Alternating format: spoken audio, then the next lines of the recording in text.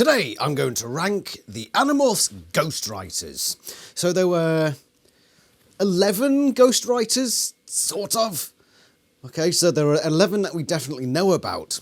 But just as a disclaimer before this video, Animorphs 1 is, at the start of the book, they thank Tonya Alicia Martin, who was the editor for essentially all of the books. She's credited in that book as having written Animorphs 1, but in a recent Q&A with Tonya Alicia Martin, she said that she didn't write it, that she edited it, somebody else wrote it. So Animorphs 1 was written by Mystery Writer, and I will not be including Mystery Writer into this list. It might have been one of the others on this list, but I don't know. Maybe somebody out there does know who wrote Animorphs 1, but because of that, I'm not including that in my reasoning for this list. So we have 11 ghostwriters, and I'm not including the main authors in this list, just simply the ghostwriters. And I'm going to count down from 11 to 1, giving my reasons for why they are there. Everything I say here is my opinion on who did the better job with the stuff they were given. As far as we know, the ghostwriters were given a plot and a basic outline, and they filled it in. Okay? So that does actually come into my ratings for some of these authors, as I will discuss it. Anyway, without further ado, without any of the bollocks, let's start with number 11, bottom of the list. Elise Smith, formerly known, according to the books, Elise Donner. I think she must have got married. She must have gotten married during the writing of the series. Elise Donner, credited in book 30. And then from that point on, it was Elise Smith in books 37 and 46. The average score for these books together was 4.3. Really low. So the reunion was all right. There were a couple of good moments in there, especially the inner conflict with Marco. But then you got books like The Weakness and The Deception. The Deception started all right, but it started to feel like The Weakness towards the end of the book, which gives me the impression that Elise Smith isn't very good at writing certain aspects of this series. Good stuff in book 30, but funnily enough, her weaknesses showed through in books 37 and 46, and those were pretty bad, especially The Weakness. And I think having created that book alone is worthy of putting her at the bottom of this list. Nothing wrong with her writing ability. And I think perhaps the outlines given to her, as with all these other authors, plays into how those books went in terms of plot and character stuff. But yeah, a weak selection of books, which puts Elise Donner at the bottom of this list. Number 10, and forgive me if I mispronounce any of these authors' names, GINA CASCONE. Cascone? Wrote book 40, The Other. And that was the only book that GINA wrote. I gave it a 4 out of 10, so technically the average score for her books is 4, technically.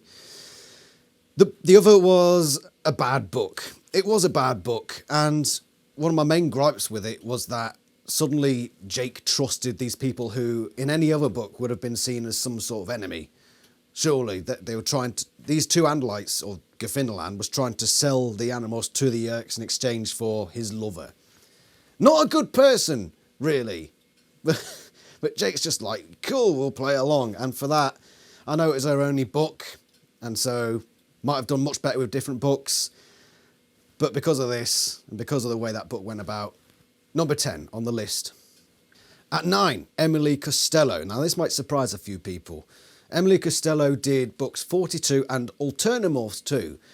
Number 42, The Journey, was a 1 out of 10 book, the second worst book in the series. Now, because of that, you think I might rank her lower in the list. Her average score is 3, the lowest average score of any of the ghostwriters. Only did 2 books, though. But what brings her higher in the list is the fact that she made Animorphs 2 a readable book. A 5 out of 10, just below average.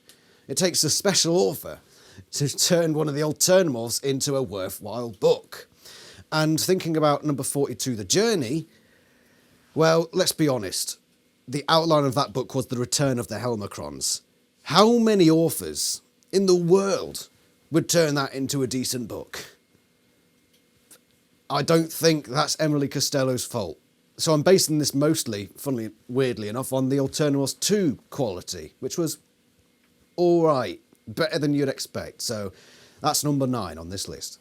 Number 8, Amy Garvey, and this is only because she only had one book, which was The Experiment, which actually I gave 8 out of 10 to, so it was quite a highly rated book in my opinion.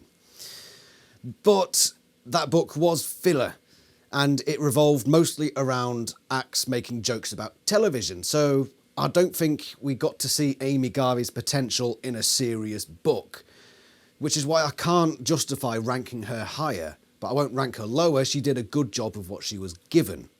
A very good job of what she was given, which in the hand of any other author could have been a train wreck of a book, but she pulled it off, but I don't think we saw the full potential. Maybe we could have given her a more serious book to see how she would have panned out, but hey-ho, I don't know why these decisions were made, how they were made, and all that sort of stuff. Number 7, Melinda METZ did 2 books, books 29 and 34. 29 had some serious plot issues, but number 34 surprised me. It was a really good book, and it was a real emotional hard hitter. Now, as much as I criticised book 29, The Sickness, there were some interesting points in it. I thought Melinda METZ, given the outline she had, did an alright job. I think the outline probably tripped her up. But I certainly think book 34, she did as good a job as she could have possibly done. Really brought an end to that Hawkeye Chronicles plot stuff and character stuff. Really good book. And I think Melinda METZ deserves number 7 on this list. Number 6, Lisa HARKRADER. She had books 44, 49 and 51. Book 44 I gave an 8. Book 49 I gave a 5. And 51 I gave a 3. Why is she so high on this list? I think it's this quite tight. Authors 5, 6 and 7 on the list I think could all be interchanged. I think they're authors who did really well in 1 or 2 books but then underperformed in other books, which is exactly what's happened with Lisa HARKRADER here. Book 44, The Unexpected, I think is actually a really good book. Really good book. And she does Cassie beautifully in that one. But books 49 and 51 were a letdown, especially book 51, which, as far as I'm concerned, is near enough filler. And for a book so late in the series, that's a bit of a travesty.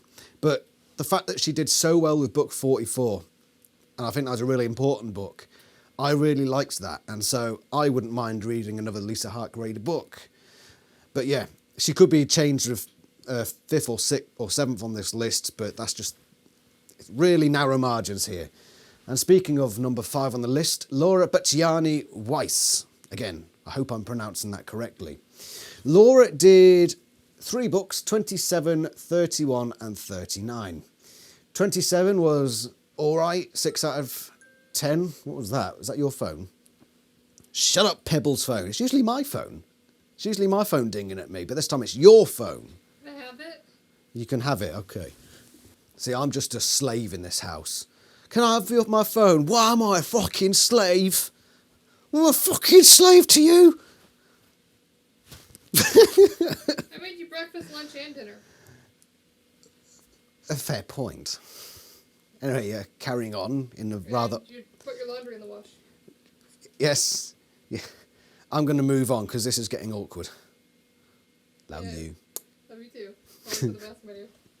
Well, yeah, so Laura BATTYANYI-WEISS, 27, 31 and 39. 27 was average. 31 was really good. 9 out of 10, The Conspiracy, great book. And then 39 came along, The Hidden. But when you're given an outline of a book which is Chapman, there's a Chapman buffalo running around. Yeah, probably not the best outline, so I'm going more on 27 and 31, which good to excellent. So pretty high score. Average score was 6.3, of course hindered by that 4 out of 10 for The Hidden. I thought Laura did a pretty good job, and so ranks 5th on this list. Number 4, again, apologies if I pronounced this wrong, Erica Bobone. It's a bit like Cascone, Bobone and Cascone. And yeah, she ranks 4th on this list, and she only did the one book, which was 36, The Mutation.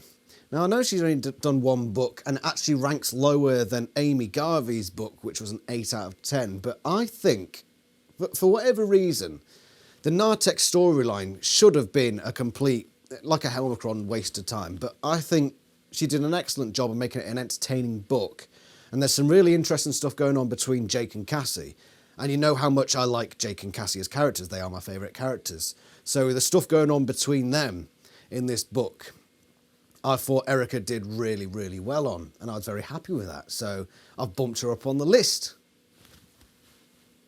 And so that brings me on to number 3.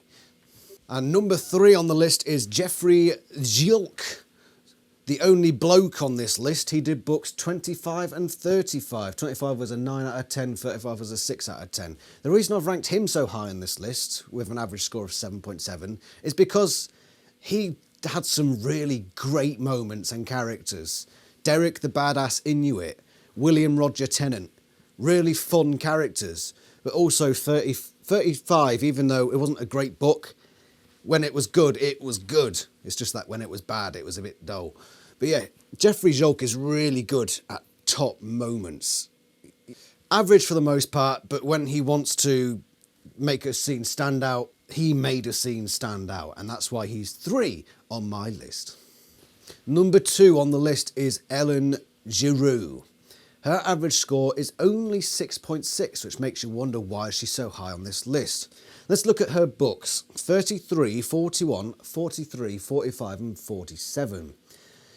And the scores for those books respectively, 2, 10, 8, 3, 10. There were 2 duds in there.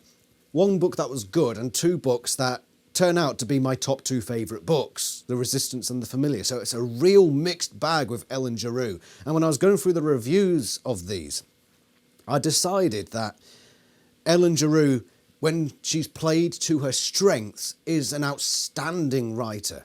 She's really good at all the character stuff and the internal dramas. She's not great at plot, stringing a plot along, which is why books 41 and 47, they weren't heavy on plots going gradually from A to B. They were a bit different, which is why I found those. She was perfect for those books. Perfect for those. She struggled when she had to involve plot, so books 33 and 45 were bad. Bad books. But when she got it right, goddamn, she got it right. And I mean, right. 2 of my favourite books on the series. Of course, because of the duds that she had, she's not top of my list. Who is top? Let's find out. Top of the list with an average score across her 4 books of 9.75 is Kimberly Morris. Outstanding writer. A higher average score than the original authors. I'm not saying that she's better than them, but in terms of quality to Animorphs book ratio or whatever, she's high. She's the highest of the series. She did books 38, 48, am I correct there? Yes, 50 and 52.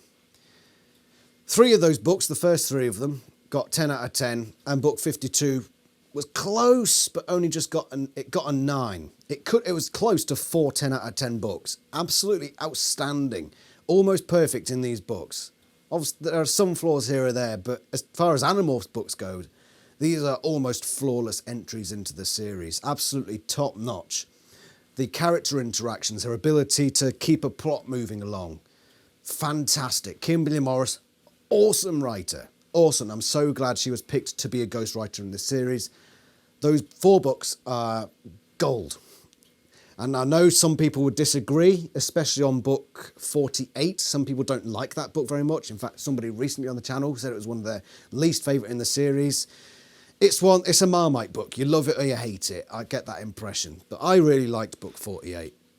Kimberly Morris did a great job with it. Absolutely outstanding stuff. That's my list of the ghostwriters in order. And if you would like to tell me who your favourite ghostwriter was, put it in the comments below. Let's have some fun and discuss the ghostwriters. They are often criticised, or at least the ghostwritten era of the books is, but it does have its good moments. It's good writing, and you know what? I'd rather have them than not, okay? So that's that. Thank you very much for watching. Tell me who your favourite ghostwriter is. I shall see you next time. Ta-ra.